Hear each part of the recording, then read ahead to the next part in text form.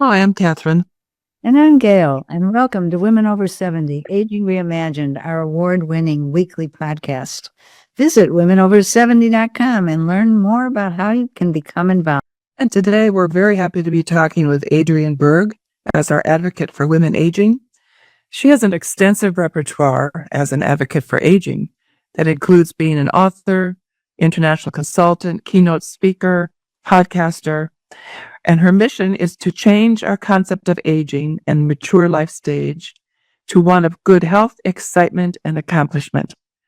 At age 75, Adriane started her podcast, The Ageless Traveler, and a year later she founded Ageless Tourism, which helps the tourist industry attract, service, and retain the business of the 60-plus traveler.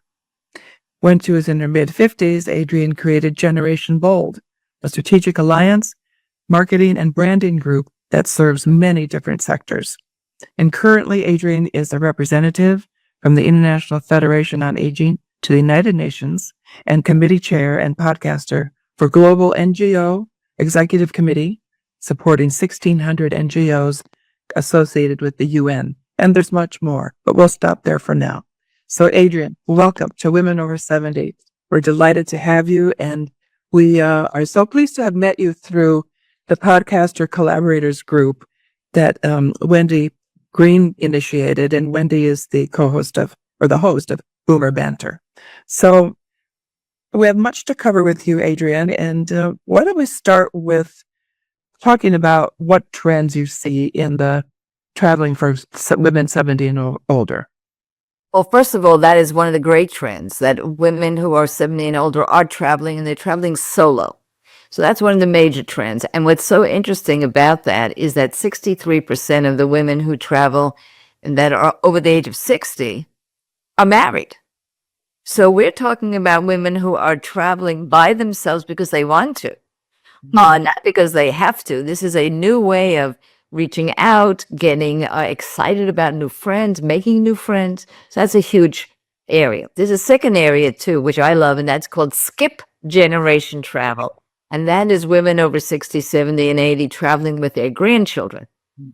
Not with their children. They've skipped the generation of their kids, and they are really becoming mentors and influencers in the lives of their grandchildren through travel. So those are two beautiful trends. And let's not forget second, third, and fifth, and sometimes first honeymoons after 70. So that's another kind of travel. And you have a podcast, correct? Yes. And it's The Ageless Traveler. Yeah, we'd like to hear about that. Well, as Catherine said, the Ageless Traveler, I started only a year ago when I was 75 years old. I'm 76 now. And I was on radio for all my life. I've been a broadcaster for decades and decades, and an attorney at the same time. So I really knew broadcasting, but I certainly did not know podcasting. And a while ago, I did start Generation Bold, which was about health and aging. But at age 75, I decided to give myself a gift. And that was the gift of talking about what I love in my life, which is travel. I'm really a lifelong traveler, started at age 11, and never stopped traveling. So I began to see that people, particularly over 70, but also even over 50, stopped traveling as much because they lost a companion, or the companion didn't want to go, or they got burnt out. They were great travelers. They just didn't, where else shall I go now? I've been there. And they also didn't get the kind of excitement over travel compared to the input. The stress of going to the airport, maybe there was mobility issues, food issues. I want to change that. So I really created the Ageless Traveler, not so much to tell you what to eat in Paris, which is also good, but how to get over your barriers. So our motto is never stop traveling. And that's what the year has been. And it's been very exciting and very successful. We won an award, the Solar Wisdom Traveler Award. I got to go to Cannes because we were up for another award on thwarting isolation through travel. So it's really been quite a ride in this last year and a lot of fun. And this is just in the past year. 1 year. We started November 2023, right? So we're a year and change, we'll say. A year and change. So what do you hear from the women who travel through your services? Well, it's almost like any other traveler. Number one is safety. Is it safe to go there? So they very much want to know about safety on two ways. One, international safety. Is it a safe place to visit? So many people want to go down the Nile. They want to go to places in the Middle East. They've heard of Dubai, Africa. Is it safe? And then there is even local safety. Can I walk in the street in my own hometown? I'm going to a hotel or a business hotel. Let's remember that everybody here right now, we're working one way or another. So we're also business travelers. So I'm hearing about that, but I'm hearing much more about companionship and who to go with, as I probably would if I were dealing with somebody in their 30s or 40s. So, and of course, I do hear, where should I bring my grandchild? And how should I tell the parents who are my children that I want to take them? And I want to take them in a different way than they used to going. So that's very interesting to me. I've learned a distinction between intergenerational and multi-generational travel. It's a very interesting distinction, and I've learned it from my own listeners and my audience. Intergenerational means that they're together doing the same things with other generations. Multi-generational is you go on a cruise and one person goes to camp on the cruise, the other one is playing poker in the casino, the third one is at the spa. Sure, you're different generations in the same place, but you're not together. Mm-hmm. Mm-hmm. Different kind of idea. My people, the 70 plus, they want to go to the same places together. They want to zip line together. They want to eat together. They want to go to theater together with many generations. So it's a different idea, it's a different vibe, because it comes from mentoring and staying relevant through travel within your family. And do you have a team of people who work with you, for you, to make all these things happen? I have actually two. On our website, which is agelesstraveler.com, is very simple. You'll meet all of our advisory board.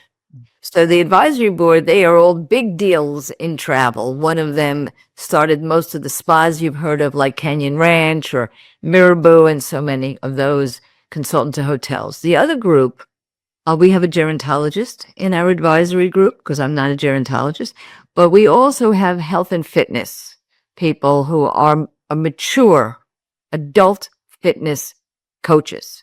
So we have that kind of expertise, and we ask people to ask us questions. So if you have travel questions about, frankly, where to eat in Paris, I probably know. I've been to 121 countries, and many of them many times. And I go to the places you want to go to, so ask me about that. But if I don't know the answer, I've got this expert battalion. But then I've got the secret weapon, which is my husband. Poor guy. He unfortunately, at age 78 almost, he's a tech savvy guy. So he could take care of all the editing, the technology, and behind the scenes type of stuff. And he's also a human GPS. So if you don't know where to find something in tours or in Iceland or in Greenland, he knows where it is. That's So great. so I really have a lot of help. I do. Now, you just returned from Australia, correct? And where was that the main trip, or were you other places as well? Yeah, I think it's important to know I travel 4 to 5 months a year. I travel almost consistently during that period. In fact, our next topic on the Ageless Traveler is RVing. And the RVs, I just interviewed a couple that travel 100% of the time. So I know lifelong travel, and I do make it easy. And so this trip was a full month, and we went to several ports throughout the South Pacific. Like, in fact, Vanuatu was one of my favorites, and they just had a disaster, and we're helping them reestablish their tourism. But we were in Fiji, we were in Tahiti, Bora Bora, Tonga, Rarotonga, and then we went over to Brisbane, and we ended up in Melbourne, Australia. From there, we went to Hawaii, New York, and home. So that is generally how I travel. And we offer trips. We're not travel agents at all. We create our own trips for ourselves, And if they're worthwhile and we feel that people are capable of going beautifully, we tell them about it. And this summer is going to be Africa. Tell us about Africa. Well, first of all, you mentioned my United Nations connections. So at the Global Communications Committee, we represent NGOs all over the world, but a lot of them are in Africa. And we have co-presidents. One president is actually African, and the African Youth Association is his group. So I've been to Africa, but not as much as other continents. And I decided that this 3 or 4 months will be in Namibia, which is a beautiful place for birding. It will also be in South Africa because the International Federation on Aging that I represent at the UN is having their conference there. So we're going to do the Big Five. So we will do a safari. We will go see the gorillas in Uganda, which is another kind of safari, but very important. We will go to some major cities like Nairobi and Soweto, and we'll go to Botswana. I love mysteries. I don't know if about you, but I love the number one ladies, Detective Anuts. Mm-hmm. They got all involved with Botswana, which everyone says is still the most natural place to go. And we're going to break it up into 7 to 10-day trips so that people could do any one of those. They don't have to go for 3 months. So it'll be but most exciting, this is really exciting, and I think it's the most wonderful reason that it's great to be over 70. I have to tell you, we want to give back. So you ask what my audience wants. They want to volunteer. Oh. They want to volunteer. So I was on yesterday, and you know, volunteering is not so easy. Could be expensive, could be dangerous, but could also be a fraud. Mm. So our job is to go through all those issues and almost like on a platter, offer the right thing. So I was on phone yesterday with Hero Journeys, which is an incredible group in Africa. They have 5 small tours, 10 to 12 people only. And they not only live in the bush, they see all the things I'm talking about, but while they're doing that, they're helping children, they're helping people get jobs, they're mentoring. So that is going to be my favorite trips to offer. And we're putting that together right now. So that's what Africa is going to be all about, seeing and doing. So it sounds as though all of your trips have unusual aspects to them. Well, because they're not tours. I do love tours. There's nothing wrong with the great tours that people go on. In the U.S., you've got 5 or 6 companies that are devoted to the over 60 traveler and to the solo traveler. And that's wonderful. But because we're not tour operators, we're not agents, we create our own trips to enrich our own life.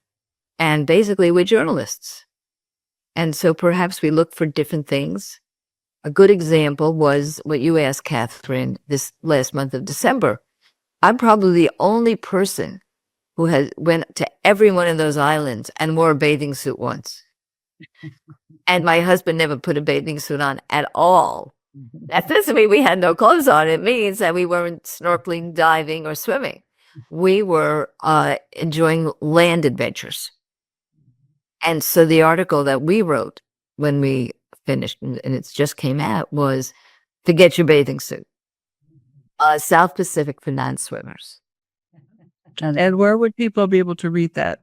Well, right now you could read it on Ageless Traveler. We have a very robust blog. It's one of our longest articles. But we also offer articles to Fromers Photos. We just had one in Fromers on how to navigate an airport.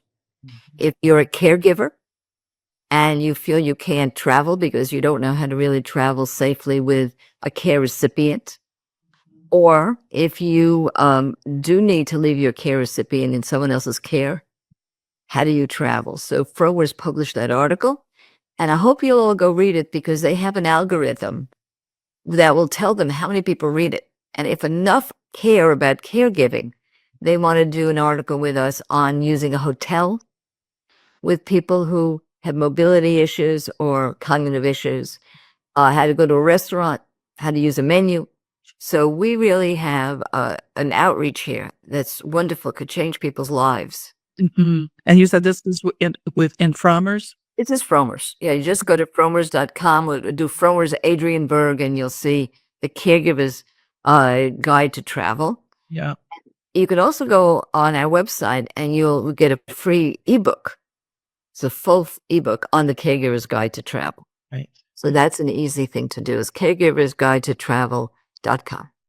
So it seems to me that you have that causes are rolled up into everything that you're doing. Right. I'm very mission driven. Yes. It's not just travel for travel's sake, though. That's a nice byproduct. You love it. Yeah.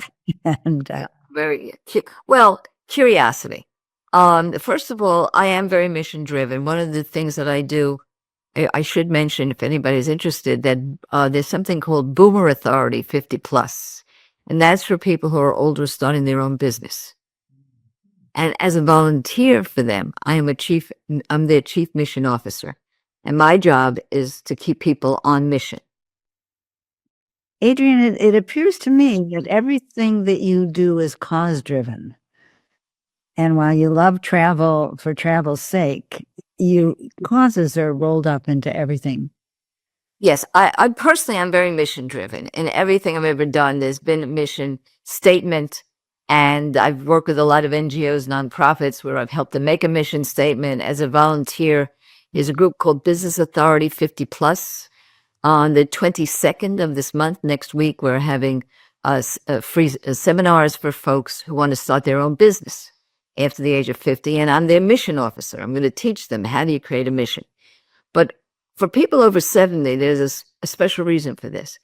When I was doing Generation Bold podcast on aging, I hear all the time, what's my life purpose? I've become invisible.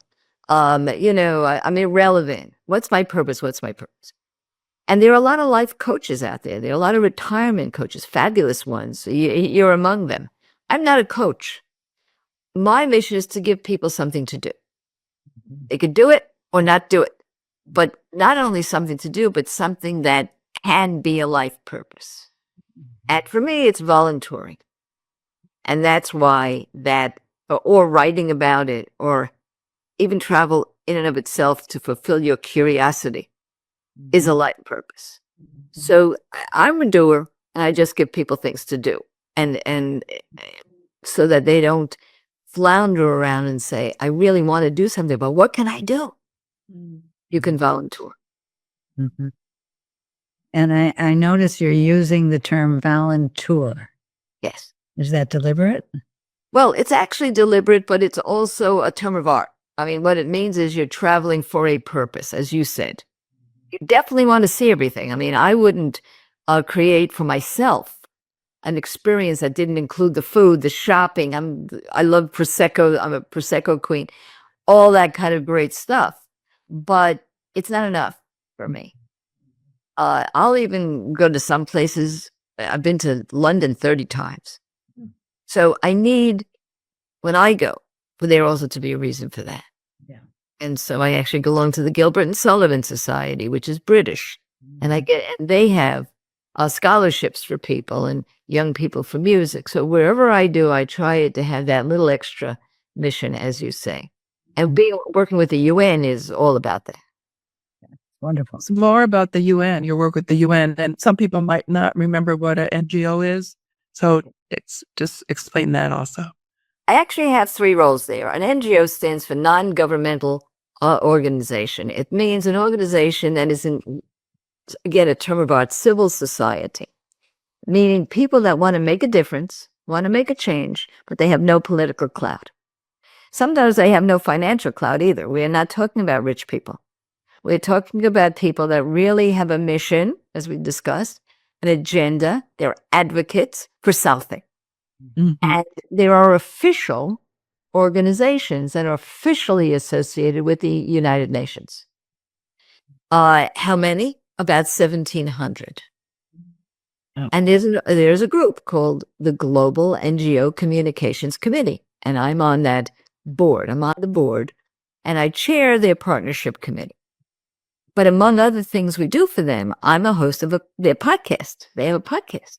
It's called On the Ground, and it's for the NGOs of the world. So that is one affiliation. My other affiliation is the International Federation on Aging, which is the largest umbrella organization. It's Canadian, by the way, for all the organizations that deal with aging. And that they have 5 representatives to the UN. I'm one of the 5. And the third thing is my own New York Committee on Aging, which is an NGO. There's one in New York, there's one in Geneva. And we are an NGO working with the UN and many other places, not just the UN, to fight for the human rights of older persons. That's our agenda. That's our mission, the human rights of older persons. And what is the reception that you're getting recently from the United Nations? Well, we just had a breakthrough, and I have to tell you that breakthrough took 17 years. I mean, these are patient people. And what was the breakthrough? They had them start through our advocacy, an open-ended working group on aging to recommend to the General Assembly that there be a human rights treaty. There is a treaty, which they call a convention, but it's not a convention like you get together. It's a treaty among all the member states that older adults must be included in all concepts of human rights. Now, we already have that for women. We already have that for children. We do not have that for older adults. And it got through. It is now with the General Assembly, and now we wanted them to send it to the Human Rights Committee, and they did. So this may be the first time that there's actually a separate agreement among all nations that belong to the UN. So that is a huge change, a huge difference. On non-UN levels, are we getting somewhere with the rights to having vaccines and other rights that are denied? And this time we're concentrating on the human rights, you'll like this one, of older women specifically. Do like that one. Including literacy, the right to literacy, the right to digital communications, in other words, the right to understand technology and computers, and the right to maintain property. There are places in this world where if you're an older woman and you become widowed, your property is forfeited. Sounds like ancient history to us, but it's very real in some other countries. Wow. You're one busy woman. You know, Zoom has made it easy. I mean, I hated COVID, but it did have a byproduct, which is that you could talk to anybody anywhere in the world and people are comfortable with it. That's right. Wow. Any words on your own aging? How you feel about turning 70? You know, I'll be 70. I'll be 76 in September. No, that's a lie. I'll be 77 in September. So here you go. Okay. So I'm going to tell you the truth because this is a place for truth. I was not an attractive young woman. I had tremendous weight problems. I had shaming, a lot of body shaming ever since I was a child. My dad died when I was 11. I didn't have any male, and I'm an only child. So it wasn't easy for me. And we went into poverty. We had a lot of problems. This is the best time of my life. Now, you can't say that for everybody. But frankly, I look better than I ever did before. And so there were certain really things that I'm dealing with in a very positive way. I probably have more security than I ever had before. I have grown children that are terrific, and I have grandkids. So like my mother would have said, poo, poo, poo, I don't want to jinx my stuff. But my aging is good. And it began around age 50. So I've had like 27 years of a better life than it was in the other 27 years since. So for me, it's good. But I do a lot of stuff. I really pay attention. I do exercise. I'm not a great lover of it. I do watch my food, and I love to eat. I do watch wine, and I love to drink. So I do my best to do what you're supposed to do. The best I can say, because it's worth it. This is worth it because I love every single day. So I want like an engineer that's in my control. It shows. It shows. Wow. Here, I will say, I'm like a cheerleader because I had terrible genetics. I never had, except my mom, thank God. And nobody lived past 60. My father was 44. Oh, no. Every ancillary relative checked out before the age of 60. Wow. I can't say about siblings because I didn't have any. But I could say cousins. So I thought I was going to check out pretty early. And so for me, this is a prize. But it really does take work, particularly if you're going against your genetics. And that's why I want everyone to know that they can do it at any age. And studies show that the environment, how you create your own environment for living, is far more important than the genetics. Yes, and I think it's true cognitively too. Oh, I just was talking about physical. Yeah. But if you've got a lot of stimulation, if you have a lot of friends, the old Yale study that said if you have 6 friends, you'll live 7 years longer. I think it's important to discuss what a friend means because they didn't exactly define that, but what they really mean is relationships that are meaningful. I think that is very helpful with, neurologically and therefore cognitively. I don't think it's anyone's fault if they have issues, cognitive issues, but I think that the normal aging brain can stay very sharp in the same way that the normal aging body could stay healthy. Yeah. So when you travel, I'm just so curious about, you're travel 4 to 5 months during the year. Yeah. What's the longest stint you might be on? Well, it's consistent. So I will leave around the 1st of July and come back around the 1st of October. And that's traditional. This year, and I live in a beautiful climate the other months of the year, so I usually don't travel too much. But this year I had that opportunity to take the whole month of December off. Mm-hmm. And so that'll happen. Now I find that for a few days I have to be in Tucson, and a few days I have to be here and there. So, but I will go from the July, August, September. So that's 3 months and a week or so. It'll be like that. Yeah. And just for our listeners, you live in Palm Springs. Very hot in the months that I'm talking about. Yes. So I get out of Dodge. So exciting. Is your husband always your co-traveler? Almost always. He's done some safaris in India without me. I've been to Malaysia for quite a few weeks without him, in China, but mostly we go together. Most. Very nice. I just have one question. I'm interested in your broadcast background. You said you were a broadcaster. Almost. What an accident!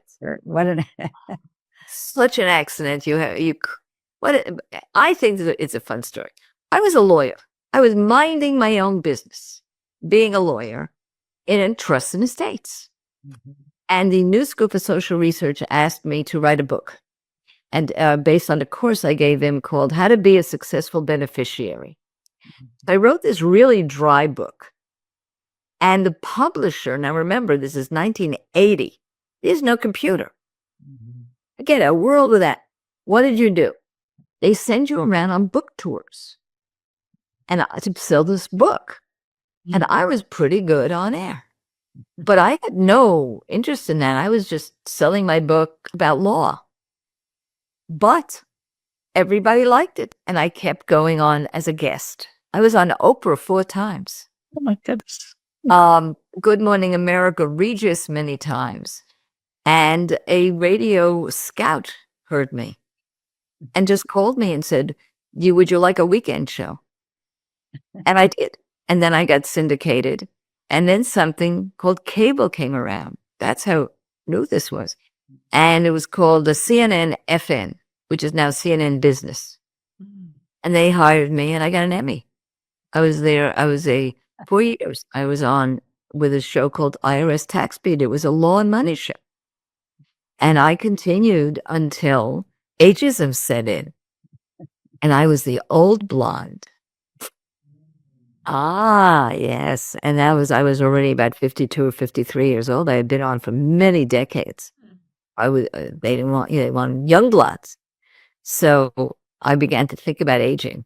See, two things happened. One, I lived. I thought I was going to check out sometime around my 50s because everybody else had. And the other was, I lived. Now nobody wanted me. So what am I going to do now? I had exceeded what I expected, and I had to create something in my life that was brand new. And I found podcasting. See, by then, you had podcasts, you had cable, and you had technology, you had everything. And being entrepreneurial, I said, well, I'm going to do a show on aging.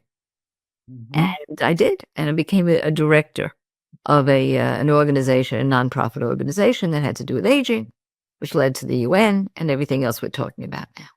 That's why I say that this travel show was a gift to myself at age 75. Because all my work in media had absolutely nothing to do with travel. Wow. My love and my life did, but my work didn't. You weren't. And just going back to your being an attorney, you were also involved in founding the Attorneys for Elder Law, weren't you? Yes. In 1988, there was no such thing as an elder law attorney; it just didn't exist. And I was a chair of the New York State Bar Association Committee for General Practitioners. Mostly those were people who were doing wills and trusts and other things. So we met at the American Bar Association in California one year. And it was funny. We were saying to each other, people are not coming to us for these wills and trusts. They're asking us about Medicare and Medicaid and what should we do? Mom has Alzheimer's. What is Alzheimer's? And we said, there's a new field of law here.